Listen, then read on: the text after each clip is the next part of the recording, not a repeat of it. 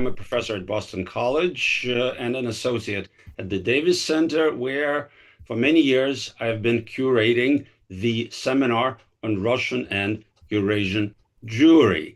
I would like to apologize for this last minute change of venue, but those of us on the Eastern Seaboard surely appreciate the weather we've been enduring. So Alexandra is joining us from New York by Zoom, but I'm sure this will not take away from the pleasure of hearing her. I just want to mention a few things before I introduce our speaker.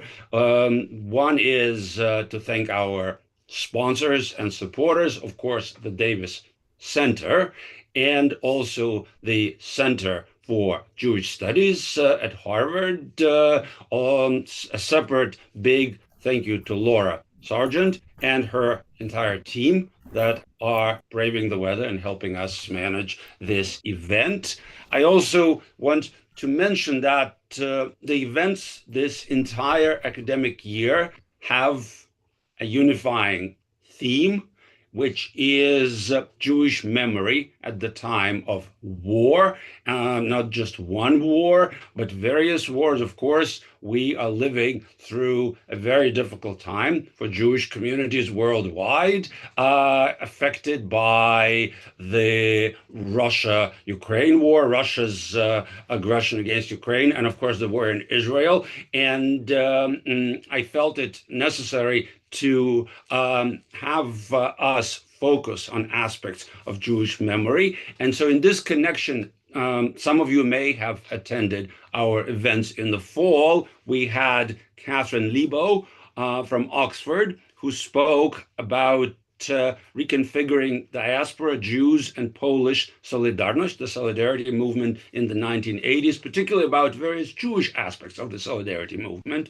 And then we had Victor Wachstein of Tel Aviv University, who spoke of Theodor Shanin, the very well-known sociologist, Lithuanian, Israeli, and then English. And of course, today we have Alexander Birch, but I also want to mention that on April 22nd, we will have the pleasure of hosting our colleague, Professor Leona Toker from the Hebrew University of Jerusalem. Some of you know her classic work on Vladimir Nabokov and also her very important work on camp literature, the Gulag literature and literature of the camps during the Shoah.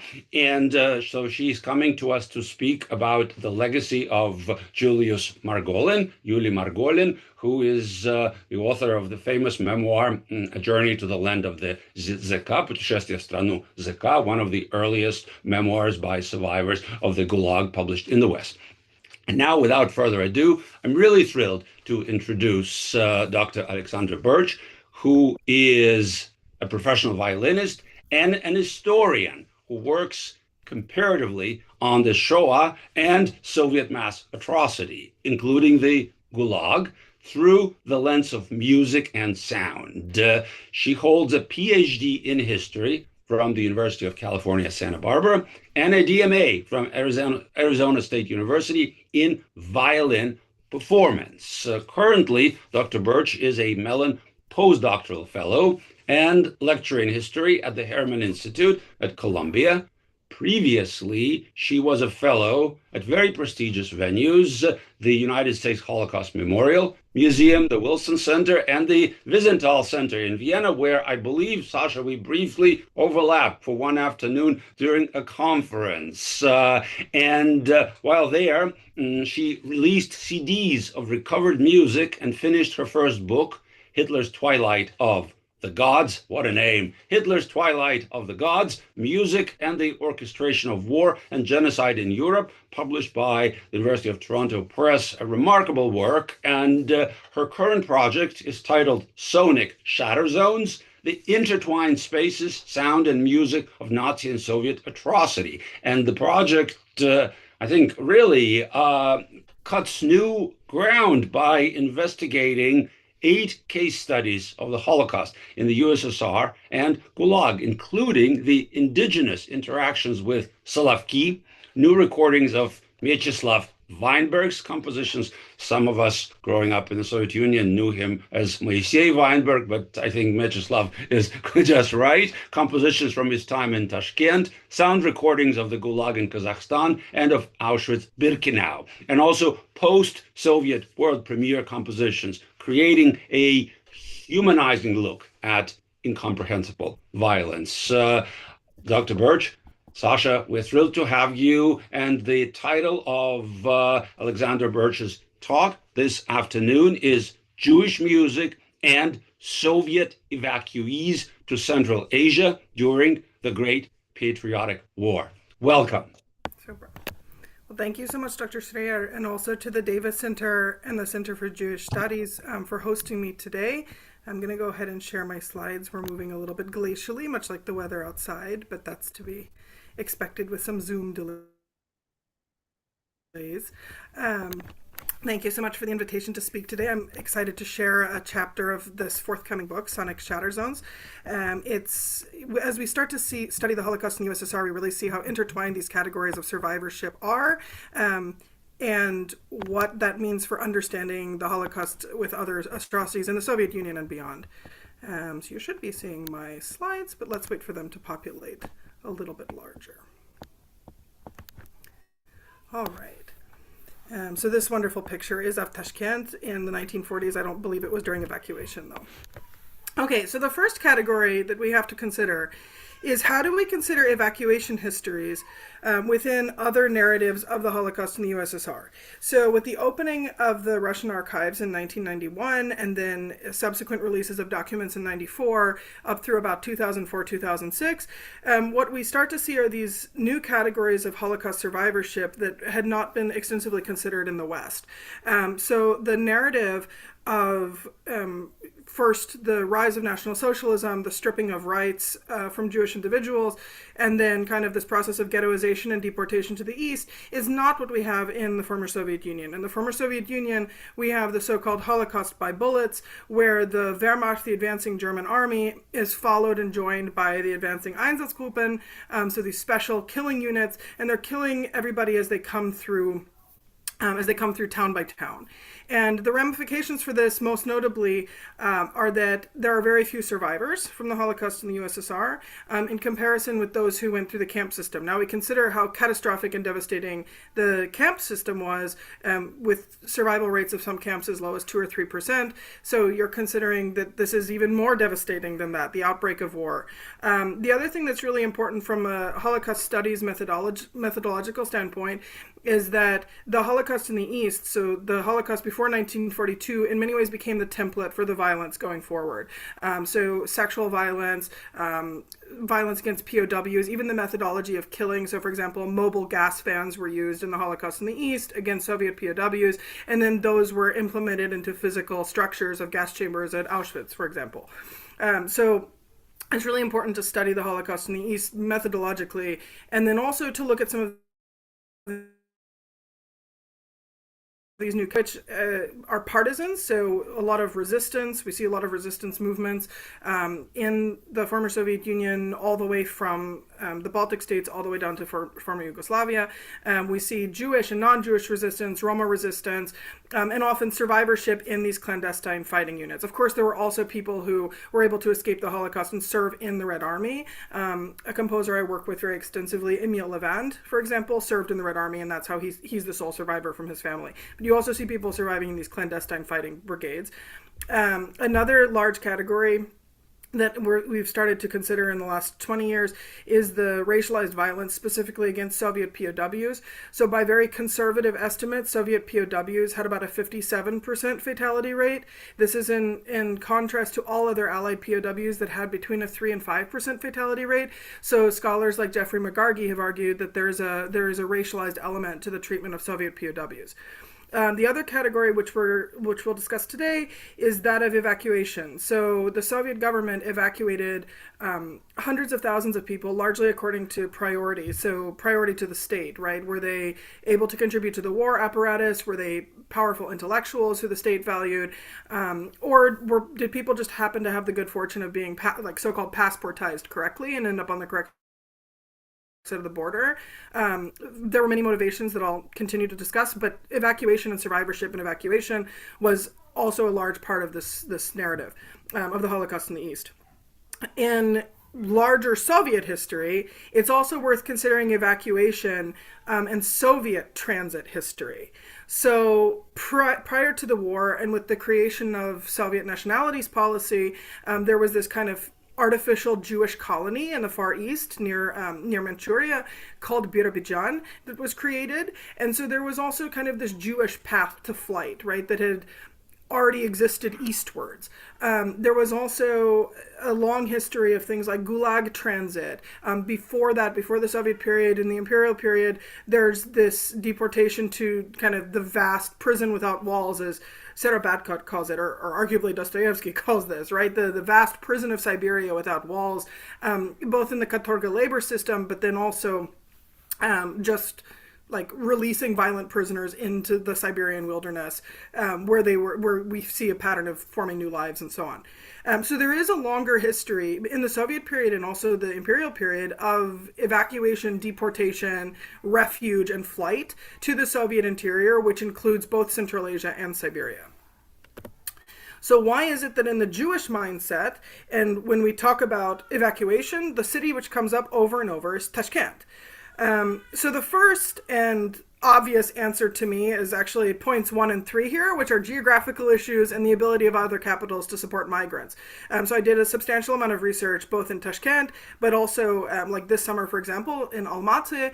And what you see is, so first of all, there's some really obvious geographical problems. Capitals like Almaty have large mountains around them. They're also much farther east. So actually my Almaty is currently covered up by my Zoom bar. That's how far east it is. On my map of Kazakhstan, but it's substantial. It's a substantial distance farther when you're traveling by foot or kind of clandestine methods, right? Like pickup railways and things like this. It's very difficult to get substantially farther east, particularly across mountains, particularly moving into the winter of 1941. So there's also some things of, if you look at routes, for example, from Ukraine across the Caspian Sea, one of the major cities that you would arrive to first in Uzbekistan is Tashkent. Actually, I noticed my circle from my lovely map is not circling Tashkent, it's circling Samarkand. But Samarkand you would also arrive to, so these were major cities for evacuation, just kind of where you would arrive first. The other question is, are these capitals able to support migrants? So in the case of Almaty, there had been a famine not 10 years prior, right? So they weren't really in the position to be able to support a new migrant population with food, resources, jobs, resettlement permits, things like this. So it's not that every capital can absorb these migrants. That then points to kind of points 2 and 4 over here that I have, which is the evacuation of heavy industry and intellectuals, and also Soviet resettlement policies. So for all of these cities, you would have to have a resettlement, some type of permit or policy, some type of work that you can show. Cholkhoz and Sovkhoz work, for example, was very popular and plentiful around Tashkent. So it was very possible to work on, for example, cotton farming, industrial heavy industry is in Tashkent. And so this created a lot of work for people to be able to settle in or near Tashkent. We have a lot of testimonies, for example, from Yangyul, which is about 40 kilometers outside. And so because of these resettlement policies, people are able to get work and have cause to stay. Places like Tashkent, not all cities have this. The other thing is with the evacuation of heavy industry. So in the case of somewhere like Kazakhstan, the heavy industry was largely already associated with Psak and elements of the Gulag, which had been converted to industrial manufacturing. So they weren't necessarily evacuating people to Astana or to Almaty to work on that heavy industrial manufacturing. Whereas Tashkent, again, has this cotton manufacturing and food manufacturing and all sorts of industries which surround it. And so that kind of draws people to it. Now, these are the kind of nuts and bolts questions. But why is Tashkent coming up so specifically in the oral history? And what I argue is that there's a specific Jewish motivation and intellectual history which is drawing people to Tashkent, and it exceeds the draw of the Neverov book from the 20s.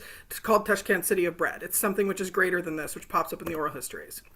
So let's look at some of those motivations. So Eliana Adler, Rebecca Manley, and Albert Kaganovich, as well as Atina Grossman, they all have these complementary theories about things like age and veteran status and gender and passport people to flee, right? So what you see in these cases is, for example, were families particularly threatened more by Russians, like white Russian Cossacks, or were they more threatened by Germans, right? Like, did they have an experience with the First World War, or did they have an experience with Imperial Russia? That would have been a motivating factor as to who was perceived more safe with the German advance. Gender. Women were, a disproportionate number of evacuees were women with children, also women alone, because they simply hadn't been drafted yet.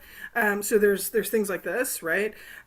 Age and mobility, of course, is huge. I mean, these are enormous distances. People are traveling just as a practical matter on things like boats and horses and by foot for, in many cases, thousands of miles. And so this is something where age and ability play in. But I want to complicate this further. So in a lot of the testimonies that we see specifically Tashkent pop up, and we see Central Asia as being referred to. These are in Jewish testimonies from places like the USSR Foundation, from the Fortunoff Archive. What we see is testimonies over and over and over, which refer to Uzbekistan, and specifically the older cities, so Tashkent, Samarkand, Kakand, and the Fergana Valley, where there's like large Bukharian Jewish populations. You see these cities pop up in what would be Western Soviet Jewish testimony. And you see this direct intellectual link between, it's the reverse flight of what Bukharians would do, right? So it's Uzbekistan to Iran to Israel is what they're quoting in testimonies. And this is extraordinary for several reasons, just kind of in an oral history methodology. These are coming up, this reference to Uzbekistan and Israel is coming up specifically as Israel. It's not coming up as a mandate Palestine. It's not coming up as what's the geographically advantageous path. It's coming up as Israel and referred to in kind of this, in a biblical way in many ways.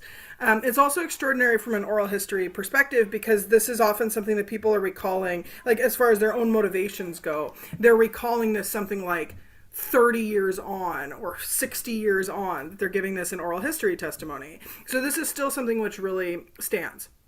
Now, one might say that there's other motivations other than this kind of mythologized Jewish understanding of Central Asia. You could say, well, it's pre-war transit. But why? I mean, Birobidzhan is much farther east, right? So you wouldn't say we're going to go to Tashkent and then Birobidzhan and then Israel. That doesn't make any sense, right? And that's not what anybody's saying. So that doesn't really hold water. The only other motivation that I could see holding some sort of path is the displaced army of Anders. So the Polish army in exile is in Iran. And people do mention that Anders' army is in Iran, but they then say, then we're going to continue on to Israel. Now, if I go back and I look at my map, this is just geographically like nonsense, right? This is not the most expeditious path geographically to Israel or to mandate Palestine. So if you're coming from Ukraine, the path which would make geographical sense would be to go through the Caucasus, right? Especially if you're going to Iran. So why would you go way out of the way to Tashkent, down to Iran, and then to Israel? This is not necessarily a path which makes a lot of sense. Now, what are survivors saying about this? So David S., for example, refers to not only the literal warmth of Tashkent, but he refers to it in the contrast to the coldness of Polish antisemitism. So he sees the warmth of Central Asia as being a place of interaction and of like complementary lifestyle for Jewish people. He says farther in his testimony, he says, there's also lots of Jewish people there. Actually, they were the first people there. So he knows, for example, that these are predominantly Islamic countries or now Sovietized countries, but that the Jews were the first ones in Central Asia, which is a very interesting kind of historicizing of what's in Central Asia. Anna S., similarly, she wants to go to the warm city of Tashkent because many Jewish people were in Tashkent. And she acknowledges the Jewish people there is very different than it is in Minsk. So there is a pre-war kind of knowledge of there being Jewish people there, and yet they're not Ashkenazim, right? They know that there's this kind of different Persian or Persian Central Asian community there. She goes on to say it's the same religion. They call us Ashkenazic, but they're from Bukhara. So there's a knowledge not only like somewhere like Tashkent that there's a different type of Jew there, but that they are Bukharian Jews, like the specific ethnic group. Fritzi S. described the climate as being exactly like Israel, while Israel M., Ben S., and Peter G. all wanted to go to Tashkent because it was the city of bread. So that would be a reference to this book by Neverov that came out in the 1920s, in 1929, called Tashkent, City of Bread. But then they go on to say, Ben S. goes on to say specifically, it's close to Iran, and then we could continue on to Israel. The Peter G. refers to Central Asia as the land of milk and honey, with ancient Persian Jewish cities. So there is a very like mythologized and I would say almost biblical reference towards Central Asia that holds throughout hundreds and hundreds of testimonies. A Soviet path of escape or a way to kind of get out of Nazi onslaught. It also is like part of this longer Jewish intellectual history in Central Asia. So very quickly, who did they encounter in Central Asia? They encountered these Bukharian Jews. What you also see in the testimony is that although they knew that Jews were there, they didn't necessarily know when they were interacting with Bukharians versus with Uzbeks. So Bukharians are this Jewish ethnocultural group from Central Asia. They primarily live in Uzbekistan and Tajikistan. The language, Bukhari, is it's like kind of like Farsi written in Hebrew characters. It's very similar to Tajik, actually. Prominent families are, like I said, from Kokand, the Fergana Valley, Tashkent, and Samarkand. They trace their origins to the ancient Persian and Babylonian Jewish communities. So again, this is kind of this historicizing of this community, tracing this to Babylonian exile, and the 2,000 years of displacement via Iran to Central Asia. They have this distinct cultural identity, which is very like Judeo-Persian. So, for example, the cuisine and the dress. Later, I'm going to talk about shash makam, which is the music. Makam is a type of scale structure that exists, a musical scale structure that exists in Arabic music. It exists in Persian music. And for example, the clothing. So here you have the man in the red robe is Aron Aronov. He runs the Bukharian Museum in Queens. And the two robes that these gentlemen are wearing are called joma, or like they're kind of like the dress robes that you would wear for example, like a bar mitzvah or a wedding. So the Bukharian community now is largely displaced. There's one synagogue, for example, that's still in Tashkent that's active, but like many Soviet immigrants, the population is now dispersed between, for example, Israel and Queens, also with large communities in Florida, Arizona, and Australia.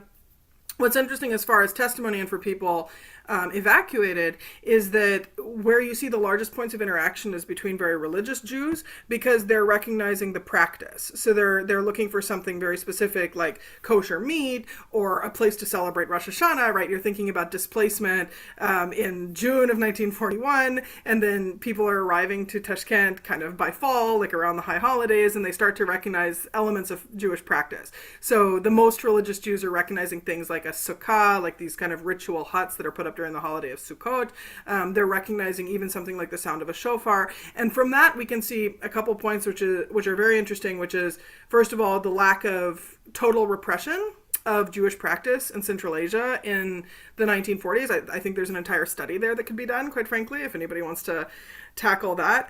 But that you do see people still actively living a very Jewish life in Central Asia as late as like 1942, 43, where this isn't something that's completely being done in hiding. And then you also see the continuity of Jewish practice, a lot of which is, again, related in community practice, is not necessarily Jewish law. So you see these things being transferred kind of across the Soviet Union and intelligible across the Soviet Union, which is really very interesting during displacement and evacuation. Okay, so how are people reacting to the Holocaust, to evacuation, and to these things in music, and what can we tell in music? Let me see if I can get the rest of my slide. There we go.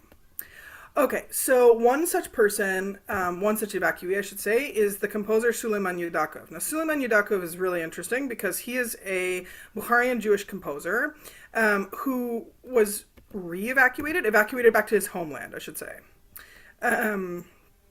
And what's interesting about Yudakov is many things. So he was born in Kokand. He grew up in a rabfak, like in an orphanage, a worker's orphanage.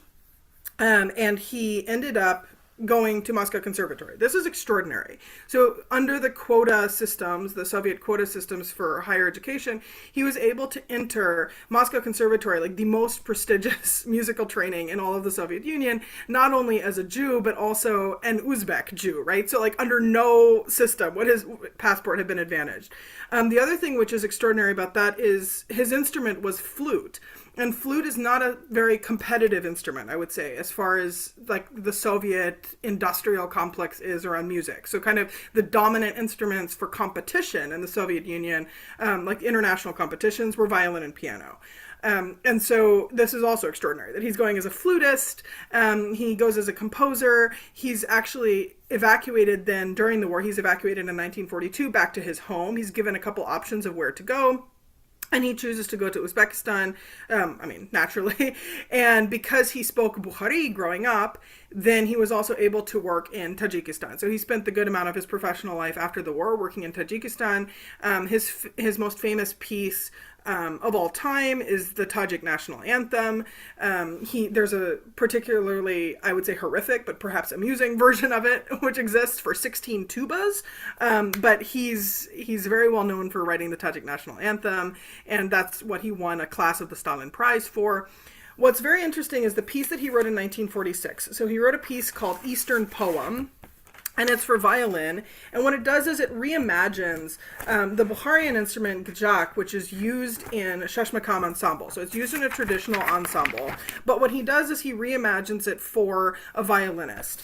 And what my takeaway from this, from his writings, from his interactions with displaced Western Soviet musicians, is that he wanted to do a couple of things. He wanted to incorporate the virtuosity that he was seeing with klezmer and displaced musicians from the Yiddish theater, these kind of excellent Western Soviet musicians with whom he was interacting. So he wanted to make a piece that they could play, but he also wanted to make a piece that would be like intelligible and possibly something which you could compete with, right? So like kind of this competition type of instrument. I'm going to get rid of that. No, I'm trying to mess with the sound a little bit so you'll be able to hear me play. There we go. And I want to play a couple excerpts of this because what's very interesting is that his piece is not exoticism. When we hear this, we think that it sounds something like perhaps Rimsky-Korsakov, Scheherazade, or it's something that it's this evocative description of Central Asia, which it is, but it's not necessarily for Western consumption. It's something which is for it's not an imagined Central Asia, right? So it's not the imagined exoticism of Central Asia. It's an authentic testament to him, his work, and what he was able to represent on the violin, as opposed to on this more traditional instrument. So I'm going to play a little bit of the opening. Please let me know if you can't hear me.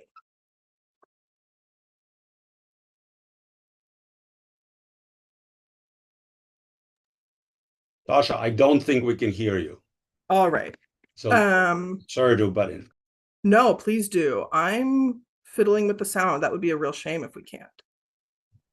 I can sing. Yes, I can also sing, which you probably do not want to hear. That is not my training. It seems to not want to get rid of something called noise removal. No. My apologies. I'm doing the very millennial thing and being very slow with Zoom. Let's put this on original sound for musicians and see if that will work for us. All right. Try number 2, please.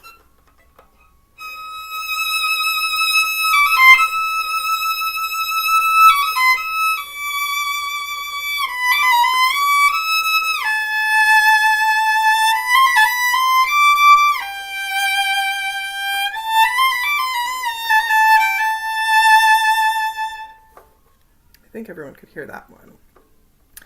So it's this beautiful opening that again is very evocative of something like Rimsky-Korsakov. It's very evocative of like the exoticism of Imperial Russia, which you might think if you're just hearing this in isolation. But knowing that this was written in 1946, it's this really interesting synthesis of his work with Western Soviet intellectuals, his representation of a specific type of Jewish culture, right? We might just think that this is like the Orientalism painting and imagined Central Asia, but it's not. not it's a specific invocation of Bukharian Jewish culture, right? It's not just like this imagined Central Asia. The cadenza is also really interesting for violin. And it's very virtuosic. So his writing for this Central Asian instrument actually translates really well for violin. It speaks to his skill as a composer, that he's able to translate these lines so idiomatically for the violin, but also a way that I think is really evocative of the Shashmakam ensemble.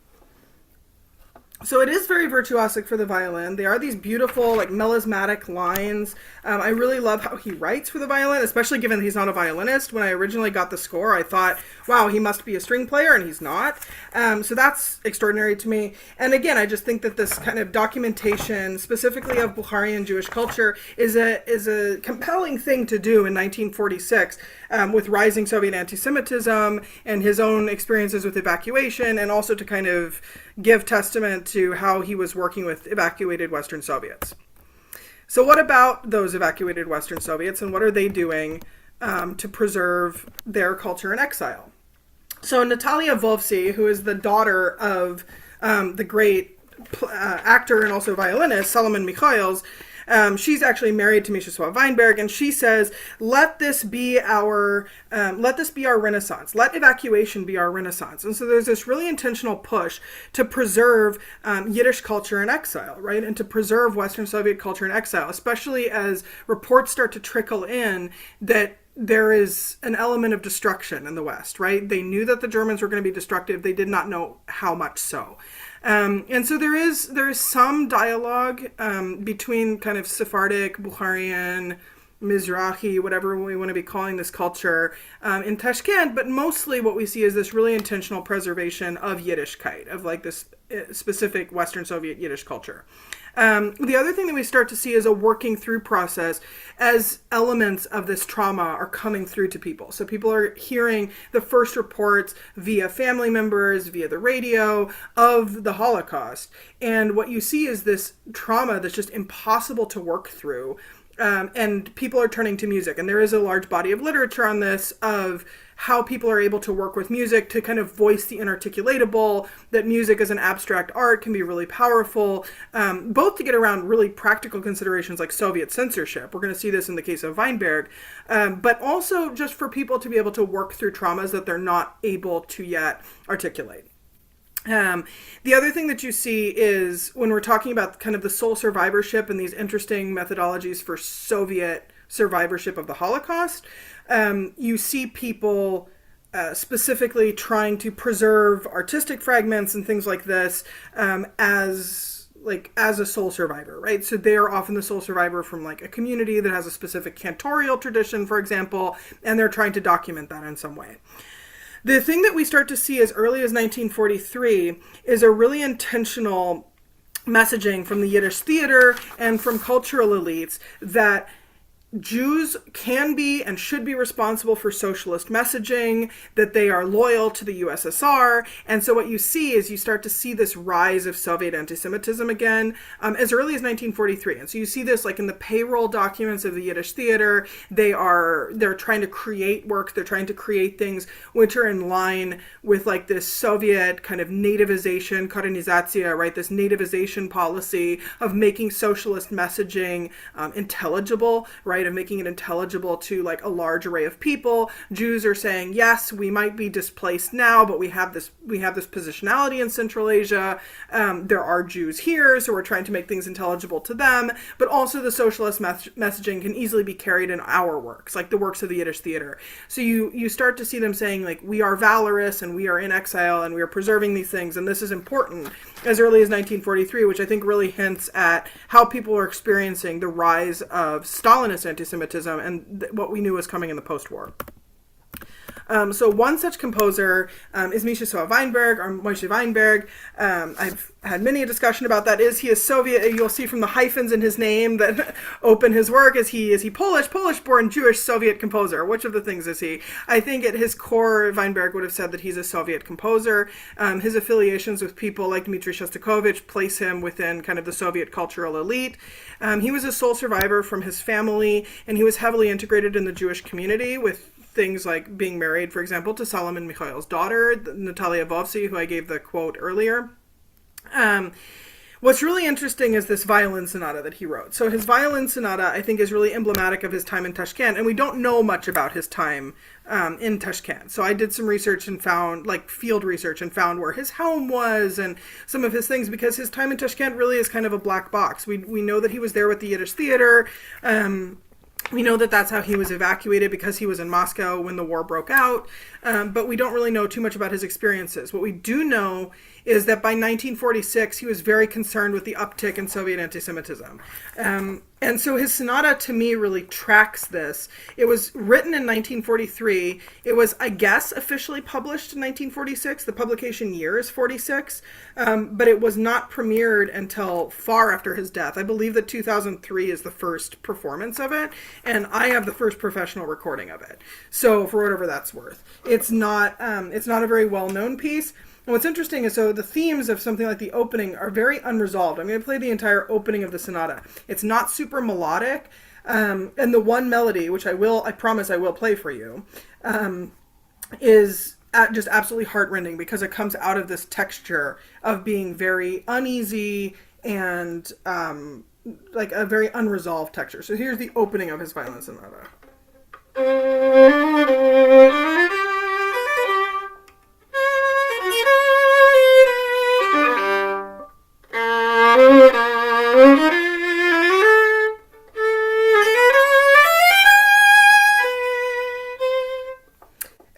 Tell you that the piano was contributing in some way that made that less uneasy or more melodic, but it really is not. The piano is in unison with the violin and then joins with this very creepy sound in the bass.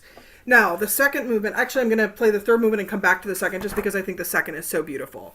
The third movement takes a play on a Polish folk song, it flips it, and then he introduces, there's this little kind of running motive that's used very commonly in music. It's called an Alberti bass. And when Weinberg does that in later works, for example, in his opera, The Passenger, which uses the poetry of Sofia Pomish, when he does that later, he's evoking a train. So this could be something which is like pointing to his transit, pointing to transit back to Poland, from Poland. So the excerpt finishes with that. It finishes right with this kind of just running motive. This is how the third movement starts, though. So it's a very cute little folk song.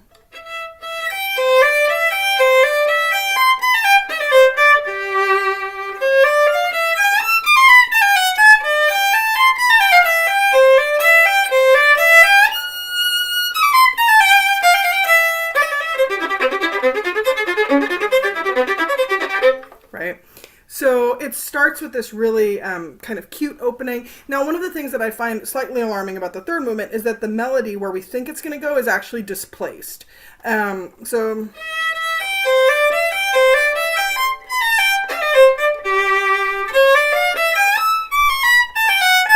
we think, okay, that's great, but then it displaces.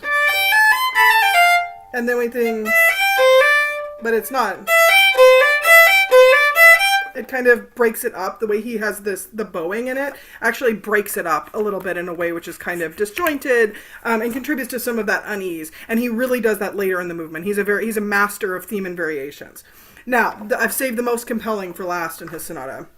What's most compelling, and this will bring us up to 1946 nicely, is that of the second movement. So the second movement for Weinberg is he takes a melody from the diegetic music, so the background music, the play music of the play King Lear. And if you know about Solomon Mikhail's, you know that that was like one of his most iconic roles, along with Tevye the Milkman. King Lear was arguably Solomon Mikhail's most famous role. And so he takes some of the background music for that play, And what he does is he turns it into a personal elegy for Mieczysław. So we know from his sketches for the sonata that he wrote the second movement last. And so he would have been finishing this, and then he consigned this entire sonata to a drawer, and it kind of belongs to that Soviet category of music, which is written for yourself and kind of officially repressed, I guess, until the end of the war, until things are safer under Stalin and under other issues. So what's really interesting is this opening. So he makes this personal elegy for Mieczysław, taking what was background music for the stage and turning it into this absolutely tragic opening.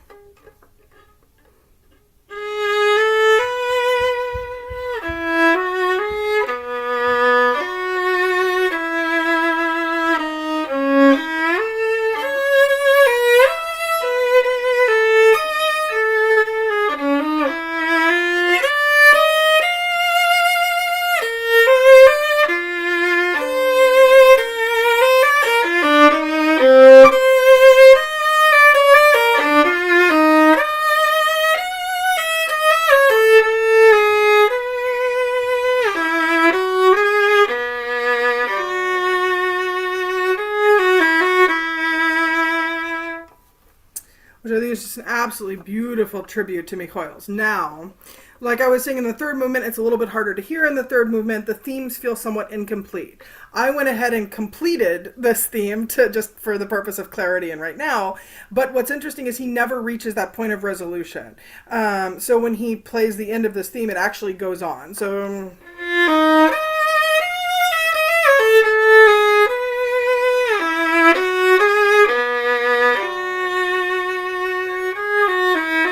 we want that to resolve, but he doesn't.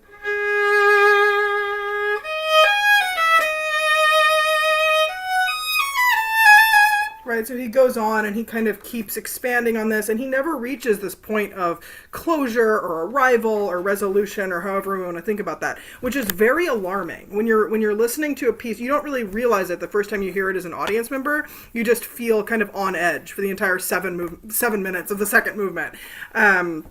Because you want, as people who grew up listening to Western music, we want that sense of resolution. That's something that which we kind of crave in classical music. And so it's very distressing.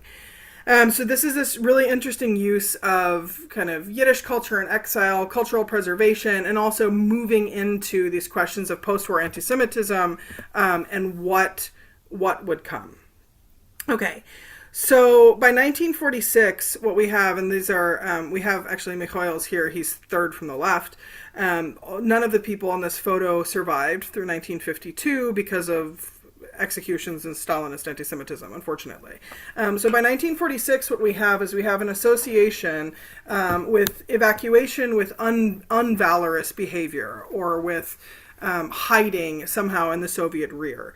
And what we see is evacuation being a contributing factor to post-war anti-Semitism, to just negative interpretations of Jews in general, and you have these charges being levied at Jews, like the Jews fought the war from Tashkent, and at the same time you have these people who are sole survivors in many cases, where return meant confirming the Holocaust, right? Return to like Poland or Lithuania, Belarus, anywhere, Ukraine, meant that you're going to find out that the rumors about your family, the rumors that you had heard maybe about the Red Army coming across to camp or of Soviet POW camps, that these things are true, right? That it's not only affecting POWs, that there was intentional targeting of civilians. So this is catastrophic, right? People are returning. They're often given a matter of weeks to choose if they want to return to somewhere like Poland, if they want to accept a Soviet passport. They're making all of these decisions under a climate of very dangerous, rising Soviet anti-Semitism. On the same time, when they return to places like Poland, they're facing increasing Polish anti-Semitism. As we know from works by people like Jan Gross, right? You have this rising Polish anti-Semitism after the war as well. And so this is very dangerous on both sides. People don't really know which way to turn. What you do see in the professional realm within the Soviet Union is a targeting of professionals. So in many cases, these were the very same evacuees that were targeted or that were evacuated because they were of material benefit to the Soviet Union. They're now being targeted as somehow suspicious, alien, foreign, unvalorous, cosmopolitan, all of these words which are associated with Soviet anti-Semitism. So you have, for example, the Doctor's Plot of 1948, State, right, where the Soviet medical establishment is targeted, largely Jews. Zhdanovshchina, which allegedly targets Jews and non-Jews. These are the artistic policies under Andrei Zhdanov. But what you also have is what I've seen in all the cases of kind of the big three. So Shostakovich and Prokofiev, we know had a complicated relationship with the Soviet state. But the question that we wonder about is why Mieczysław, the composer Nikolai Mieczysław, was also targeted in Zhdanovshchina, and he really had no reason. He was considered to be the father of the Soviet symphony and so on. And one of the things that point to his denunciation is evacuation. He was evacuated.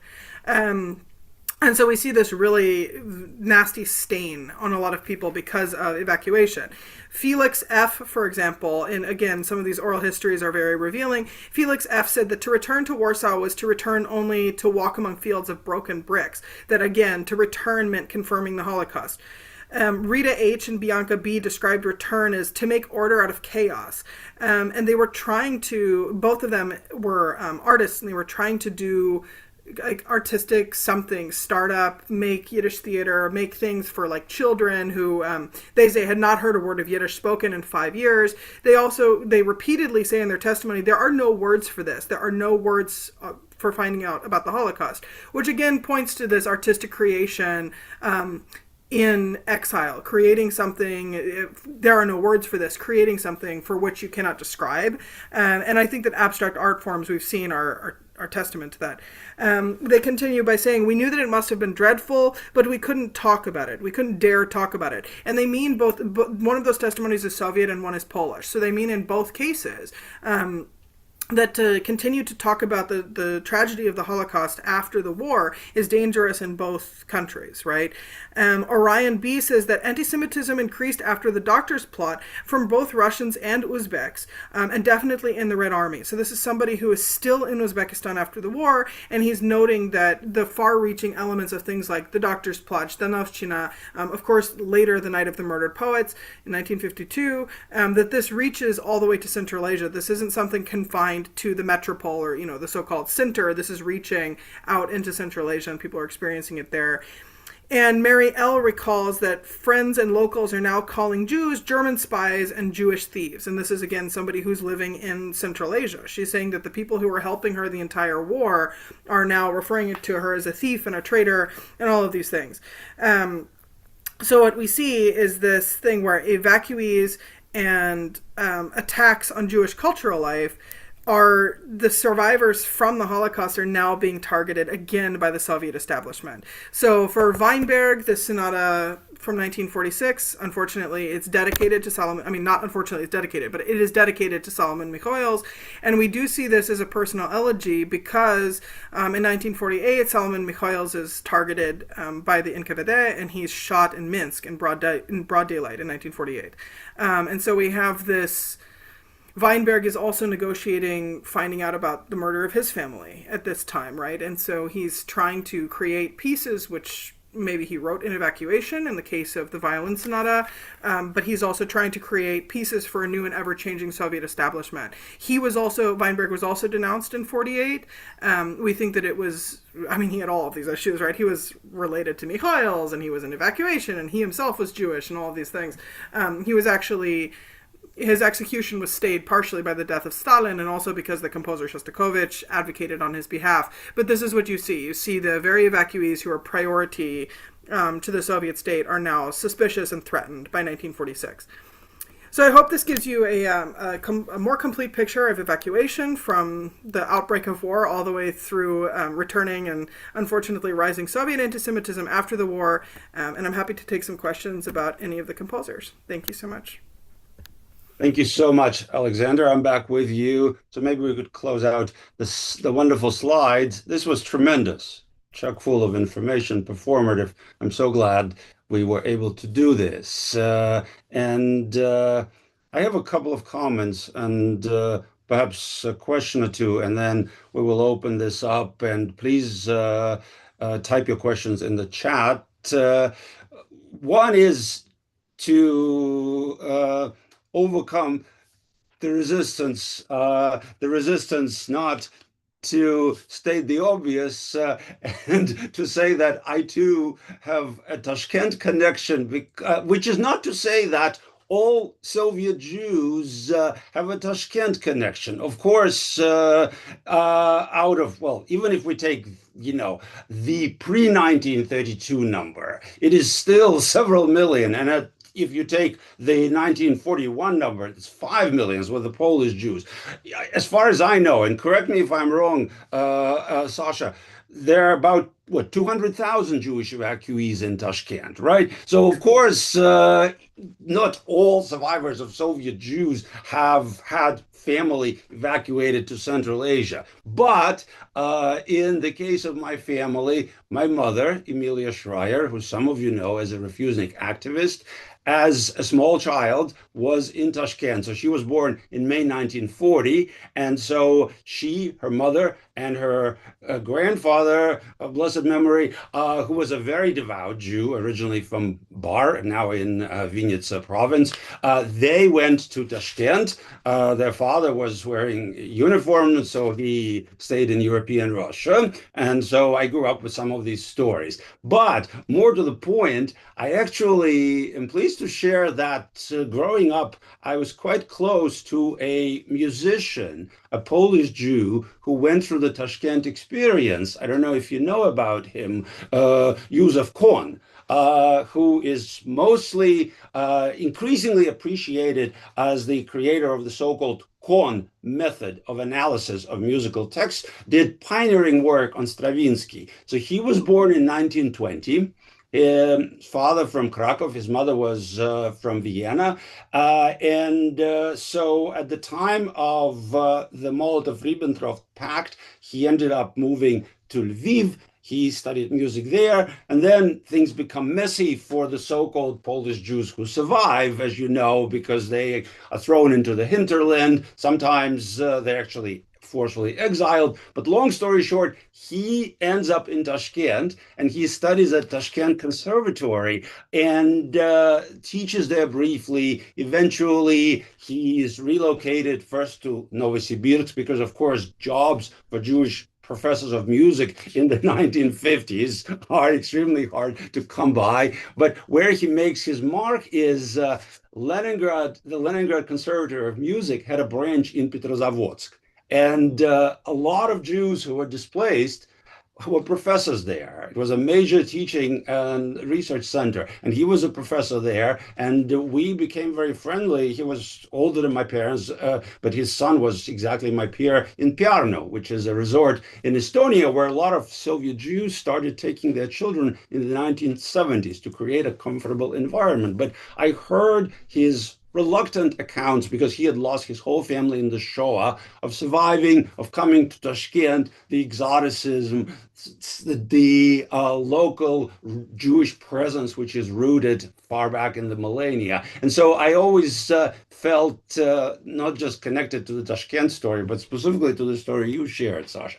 Now, that said, I just want to say how much I appreciated the kind of last outcropping where you make, I think, a very persuasive argument for the connection between the attacks in the anti-cosmopolitan campaign. Because, of course, Zhdanovщина is not markedly anti-Jewish, but then things escalate. Attacks on former evacuees to Central Asia, and not just Jews, but those who were connected. I think that's a very interesting argument, and I'm in no position to encourage you. You're your own scholar, but I do think it's a very novel argument. And I think it adds dimensions to what some of the scholars who have written about this, you mentioned some of them, Albert Kaganovich and several other Israeli scholars who are reassessing the Tashkent front, so-called Tashkent front. So I really am grateful.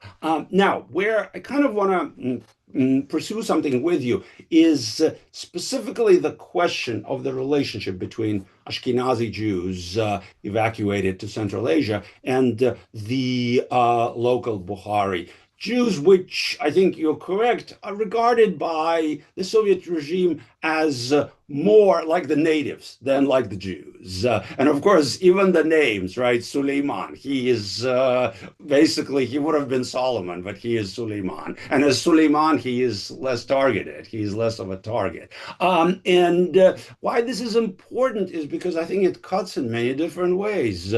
We often are conditioned to think that the Nazi Holocaust was targeting Ashkenazi Jews. But of course, it's not true. Even in Europe, it targeted Sephardic communities. And incidentally, in the notes from the Wannsee conference, we know that Turkey is specifically there.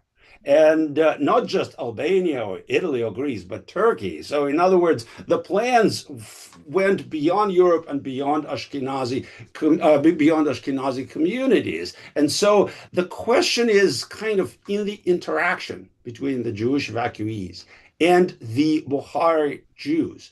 How would you say this sense that they're potential fellow victims, but also representatives of communities who, for historical reasons, do not share the same destiny in the present moment when these Jewish evacuees find themselves there? I would love to hear your thoughts about that. Yeah, I appreciate that. Thank you so much. Well, I think the interactions, first of all, are largely what we know about the interactions were up until like 2020-ish, largely driven from Ashkenaz testimony, right? So we didn't have a lot from the Bukharian side. Like if you look at, which makes sense, right? That people are not going to go and give testimony as a Holocaust survivor if they were just in Tashkent, in their home during the war, right? They're not going to necessarily go give testimony to like USC or Yad Vashem or somebody when they immigrate. So this makes sense. But there was this fantastic project in the early 2010s called Bukharian Lens that went out and talked to all of these different, mostly Bukharian war veterans, right? But also like a few of their wives were around, so they took their videos and so on. So we have some more idea of the interactions. What we do see is that the only testimonies I see from the Ashkenaz side are largely like again, very religious testimonies, right? So there are people who were like looking for something like kosher meat, or they were looking for somewhere to celebrate Rosh Hashanah, and so then they found like solace in this Bukharian community. What I don't see from really either side, and this is not the case with Polish Jews, but with everybody else evacuated, I don't know that they have a sense of how bad the Holocaust was going to get as being potential victims, right? Like they knew they were fleeing from the front, but you see an equal fear of serving. You see an equal fear of being drafted that you do to like a mention of camps. And some of this is of course difficult because working with oral history, people have the knowledge of what did occur, right? So they can say, well, we were fearing the German advance and we didn't want to end up in camps. It's like you had no idea that there were camps in 1942. So there was some fear of that. And again, that points to that problem of like, were people more concerned with Germans or more concerned with Russians, or what was their experience already with the Soviet Union? So that kind of points to it.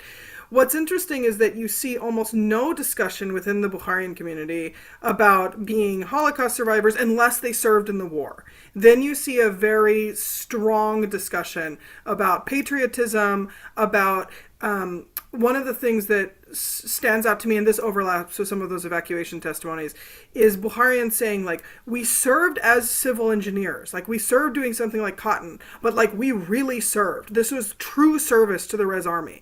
And so it, again, is pushing against that, like, the nasty Sovietism of the Jews fought the war from Tashkent, right? That there's the people contributing in the rear are not as valuable. And so you do see that also in evacuation testimony, right? Of people saying, well, I worked on Sovkhoz, or I worked in Kolkhoz, but I am a survivor, or I am a sole survivor, or my work was valuable. And so I think that's really critical. That's where I've seen the most overlap in testimonies.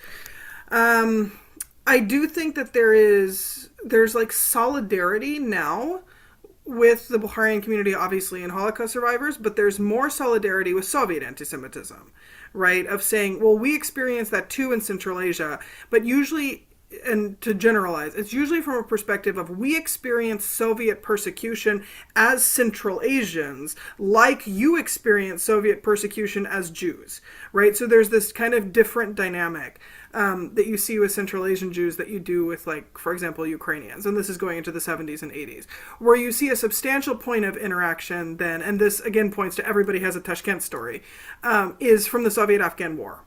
Right. So then you see people saying, well, Jews were targeted during the Soviet Afghan War and killed by friendly fire, and also Bukharians were, and also Uzbeks were, and also Kazakhs were, right? Because it's kind of this Soviet versus everybody else kind of mentality. So this is where you see a lot more kind of explicit solidarity as being like on the same path of victimization, I guess, or on the same survivorship. But it's complicated. And everybody does have a Tashkent story. I'll briefly assign some numbers to it. Yes, there were about 200,000 evacuated to Tashkent, but about a million or a million five in some capacity went through Tashkent. So people tried to go and like get resettlement permits, and they ended up in like Yangiul, or they ended up in Samarkand, or they ended up going to Ashgabat, or so, you know, they were in other parts of Central Asia, Soviet Central Asia. So probably many more people passed through Tashkent. There were also people who had, and I didn't get into this because it's not explicitly Jewish, but like Polish Gulag survivors, for example, were then given resettlement permits places like Central Asia, and that they ended up surviving the war. They weren't drafted into the Polish army because they were still stuck in Central Asia. And so, like, Soviet Jews also survived this way. They had been in the Gulag, or they had been Soviet displaced, like to Birobidzhan. Obviously, some people went to Birobidzhan, said, I'm not dealing with this swamp, and they went back to Tashkent, so they would not be part of that 200,000 who were evacuated.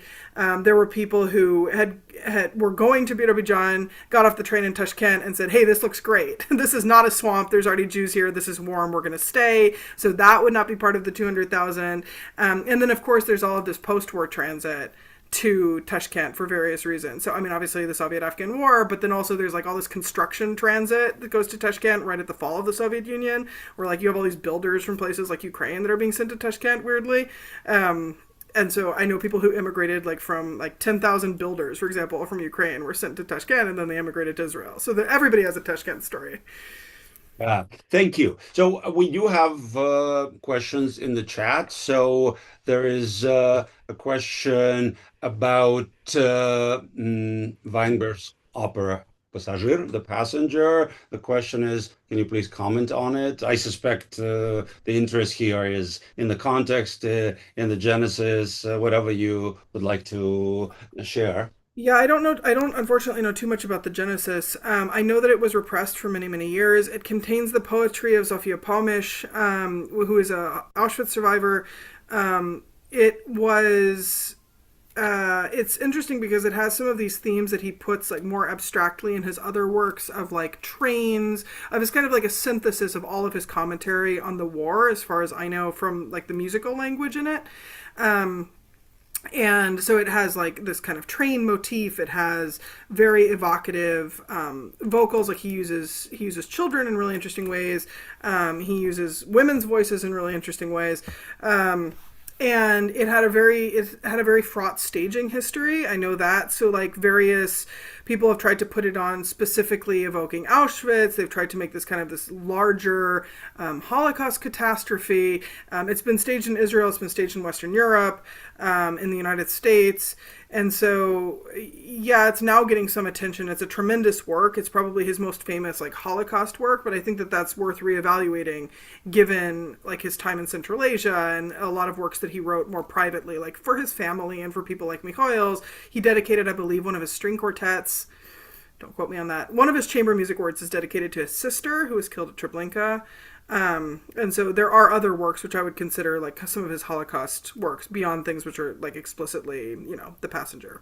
Thank you. And of course, one of the oddities of Weinberg's career in the Soviet Union is that he was a tremendously successful composer for popular cinema. In fact, he wrote the score for probably one of the three most famous films of Khrushchev's thaw, which is Letyat Zhuravli, The Cranes Are Flying. The director was actually Georgian, Kalatozov. And I don't know if you have looked at that, what is particularly interesting, the film has subtle anti-Jewish, subtle anti-Jewish moments. And I'm not entirely convinced that Weinberg was able to appreciate them, but certainly it fashions the musician cousin who is not drafted, but who escapes the draft as a Jew. Although there's no evidence whatsoever that he is Jewish, because they are a Russian family. A grandmother bestows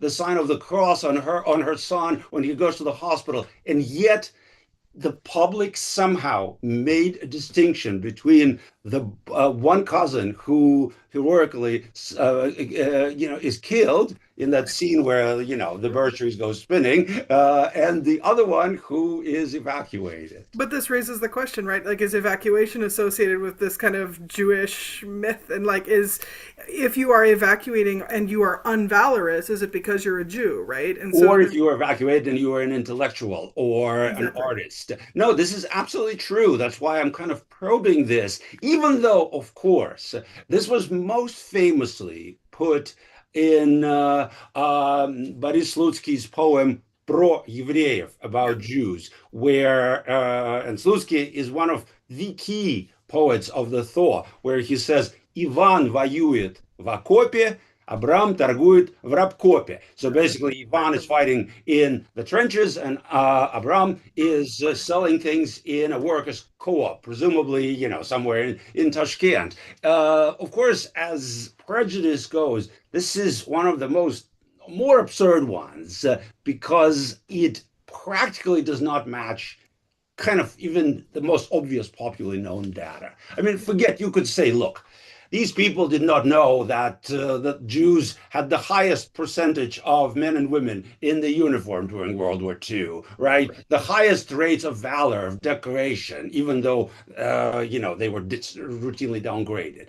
But just to make an argument like that, the Jews do not fight and they are all in evacuation, one has to really, really want to target Jews. Yeah, I mean the one of the newspaper like one of the column titles under the announcement of Zhdanovshchina was like Zhidov, right? Zhid don't fight, right? At all. I mean, like this is on the same newspaper title. And you see this, I mean, I think like taking a composer like Mieczysław, this is a compelling argument. He was evacuated to Kabardino-Balkar, so he was evacuated to Georgia. And then like this comes up, right? This comes up and why were you evacuated? And it's like he was in his 60s, he was a 60-year-old man. Of course, he's not going to fight in the Red Army, but this also becomes this question, and some of these are the newspapers. When you look at like a kind of discourse history with alongside these oral histories, what you find is that some of the reports coming back are things like, why did we liberate, or why did the Red Army go out to just liberate these camps, right? It wasn't to fight to Berlin, it was to liberate the Jews from their Nazi oppressors, right? It was, we lost millions of Red Army lives to what? To liberate Auschwitz. What's the point? And you see this also with like the publication of Vasily Grossman's Treblinski Hell, right? Treblinski Ad. And you see that's the reception to that, right? It's like, so the Red Army was just liberating Jews. And of course, this is not only tremendously anti-Semitic, but it also downgrades, for example, or it problematizes the issue of Soviet POWs, in that, of course, millions of Soviet POWs were also killed. And so this, we're saying, okay, so what about the 50,000 Soviet POWs who were killed at Auschwitz? Or what about the methodology that was tried on Soviet POWs first? What about the horrific medical experiments on Soviet POWs?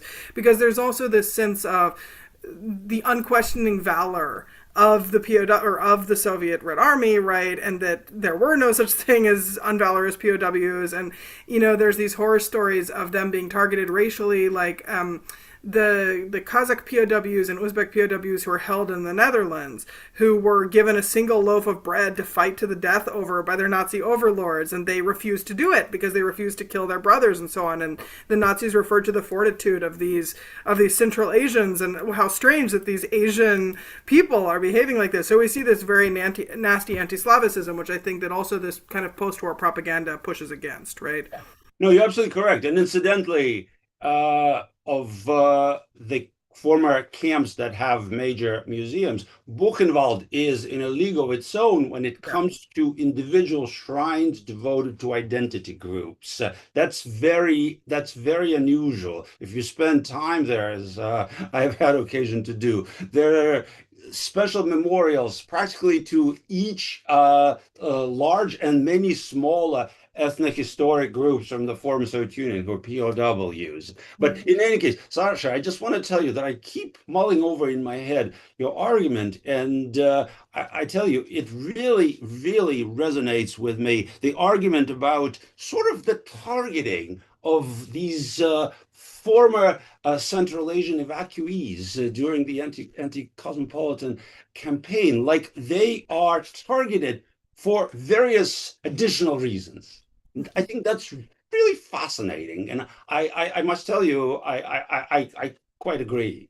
Well, thank you. I haven't heard it made by somebody, so it is No, my. I haven't either. I haven't either because But it's also very easy to prove, right? So what we see with a lot of Soviet anti-Semitism is this, like, well, there's a quota system, or it's anti-cosmopolitanism, it's a foreign agent, it's something which is it's ephemera, it's hard to nail down, right? How can you say that somebody is cosmopolitan? You see this in a lot of this targeting of intellectuals, right? Of how can you say that somebody's music is formalist, or how can you say that something is, right, is this, you see this in targeting of poetry, right?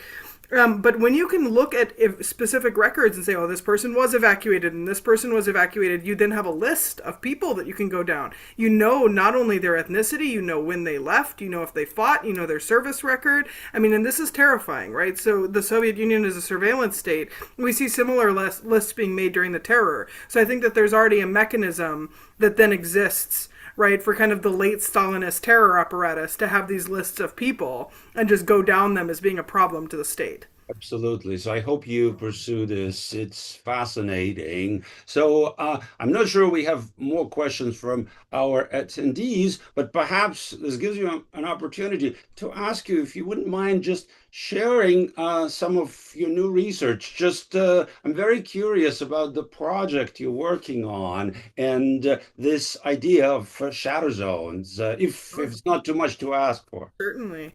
So I am gonna float out this anti-cosmopolitan argument in the book. This is one of the chapters of the book. I have two on evacuation. One looks more, because it's too large of an argument to make in one chapter. One specifically looks at motivations and kind of what people are doing in Central Asia, because I went through about 600 oral histories to look at this. And then the other chapter deals with these three composers, one of whom is non-Jewish, right? So Mieczysław, I made a big recording of his violin sonata, which he also wrote in exile, and kind of put it in dialogue with Weinberg. So that's the evacuation chapters. My other research, it's a very, I would say, ambitious, if not perhaps arrogant book to be writing. I do look at everything from Solovki to Kazakhstan. I found a very interesting case in Solovki, for example. So the indigenous people, let's see how quick I can do this. The indigenous people who lived on Solovki were kind of self-displaced. They were displaced by the Imperial Russians. So they're Sami, they're Skolt Sami people. They were displaced to northern Finland, to kind of like near Murmansk, actually, and then into Finland, by imperial onslaught, and also by the creation of the Soviet Gulag in Solovki, right? So they had first monastery buildings built on top of their sites of ritual. Then those very same monastery buildings became sites of the Gulag. And then these people were then displaced to Finland. Now, what's very interesting, and my question through the whole book is like, is somebody a Holocaust survivor? Are they a evacuee? Are they a veteran? What are these people? And the answer I keep returning to is just yes, right? Like they're all of the things. And it becomes very difficult in the Soviet context to parse out many times who is a survivor, who is a veteran, who is an evacuee. And so this is what we have this case, like with this indigenous community, for example. They end up in Finland, then they're displaced by the Nazis in 1944 when the Finlands flip sides on the war, when the Finns flip sides, and they end up with the largest swath of landmine territory in the 20th century, and they have to like completely de-landmine their own territory. And I found all of these things of like Nazi atrocities to these people, the very same people who'd been displaced by the Gulag like 50 years prior, which is crazy. So I went and I like worked with a shaman there in that community and like took musical recordings and kind of have this indigenous testament of sound in that territory. I did a similar thing in Kazakhstan, looking at the Gulag in Kazakhstan. I have a composer, a non-Jewish composer who was displaced. He was in Kazakhstan during evacuation during the war, but he was in the Gulag in the 1930s, and I have his violin concerto. I look at Auschwitz-Birkenau actually through the lens of Soviet POWs, and through sound. So looking at the gassing of Soviet POWs as a methodology for how the camp was later run, and then taking a combination of contemporary sound recordings from that site. So there's a massive field of ash at Auschwitz-Birkenau that is the Soviet POWs, and combining those sound recordings on the same album with a new recording of Prokofiev's Violin Sonata, which quotes kind of this leaf through a graveyard. So you have this aestheticized version of a graveyard, and then you have the literal sound recording of a graveyard. And so it kind of provides this tomb for an unknown soldier type of thing for the Soviet POWs during the war. So it's all of these different threads of looking at POWs and partisans. I have an extensive chapter on the blockade of Leningrad, so those are crimes against Soviet civilians, and also, of course, evacuation. And then I just leave everybody in about 1953. I leave it all off with about the death of Stalin, and I pivot to the 20th century, and I look at how these things are dealt with today. So I was very fortunate to work with contemporary composers like Lera Auerbach, who's wrote a fantastic piece called Tefillah, or Prayer. And so I have a new recording of that. Yuri Khanon, who's a very, very reclusive contemporary Russian composer, wrote some pieces anti-Brezhnev, but they were also anti kind of continuing elements of the Gulag into the 1970s and 80s. And so I'm the first person to record those pieces. And then a new piece by Roman Stolyar, he's a contemporary Russian composer in exile. He lives in Germany. And he wrote a piece for detained political prisoners in 2022 and 2023. And unfortunately, one of those flutists is still in prison in Belarus. And so I got to premiere that work and have a recording of that until she can come out and do it herself. So it really contemporizes things. Thank you so much. Not to end on a somber note, but rather to say how much we appreciated your sharing your work with us. So this is Alexander Birch, who spoke in the seminar on Russian and Eurasian Jews at the Davis Center. I'm Maxim Schreier, and I just want to remind you again of our, well, I believe, last event of this year, the upcoming talk on April 22nd by Leona Toker of the Hebrew University of Jerusalem, and this should be in person. Thanks again for joining us. Thank you, Sasha, and we will see you again.